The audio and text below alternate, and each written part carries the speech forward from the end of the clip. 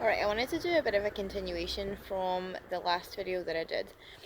And like it was funny, like a couple of years ago, before I was like embodied or integrated back, like I don't think I'm fully integrated yet, but compared to where I was, I'm pretty integrated What do you want me to do?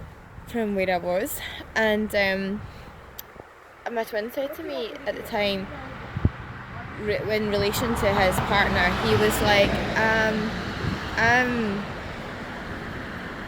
well, actually, no, in relation to my partner, he was like, partner? What partner? Which really confused me. And then he was also like, I'm not afraid of us getting divorced, in relation to him and his partner. If he's watching this, he'll probably laugh at this. But yeah, he's like, and my perception and my reality, where I was at, he wasn't even married to this woman at the time. And I was like, huh? What do you mean you're not afraid of getting divorced? Who goes into marriage expecting divorce? But now I'm like, ah. In the last video I was talking about raising your frequency to merge with these higher aspects of yourself and become, like, you and your twin have always been together. You always were together and you always have been together. But you haven't perceived things like that, or you haven't been able to manifest that or see that in the physical because you've not been in your original state. So from where I was at a couple of years ago, he was with a higher frequency version of me, and or he was with the soul essence of me that I couldn't hold in my body at that point because of all the old energy and stuck energy and trauma and physical misalignment and stuff that was going on in my body at that point that stopped me from being able to be integrated and be able to hold my full essence. He held her, who was at that time a separate woman to me, like I'd actually been in a room with her, but I feel like that's been merging together over the last couple of years, and I'm not entirely convinced that we're different women anymore, or if we are, we're pretty close to aligning frequency wise with each other now, and becoming essentially the same woman. But yeah, so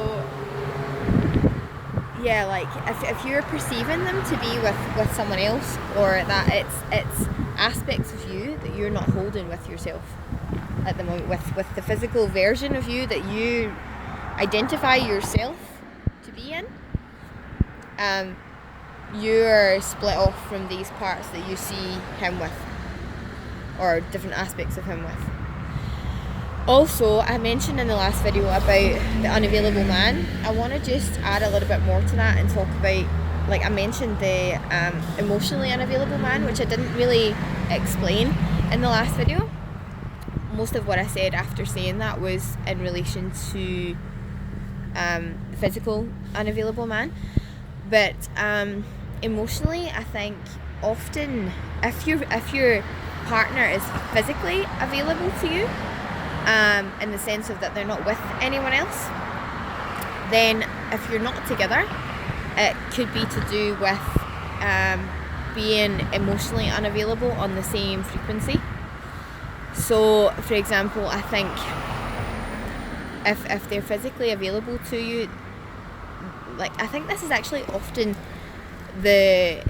when the woman is unavailable to the man in terms of like they might be physically available, but like so not with a partner, but they're not with you at the moment. I think that's to do with the emotions that you're not aligned with your divine feminine emotionally. You're holding on to a lot of old emotion and stuff which needs to be felt, which I think is particularly difficult for the masculine to do, because there's so much stigma and suppression and stuff around men being in their feelings and expressing their emotion and stuff. But I think in order to get with the feminine, in order to be able to hold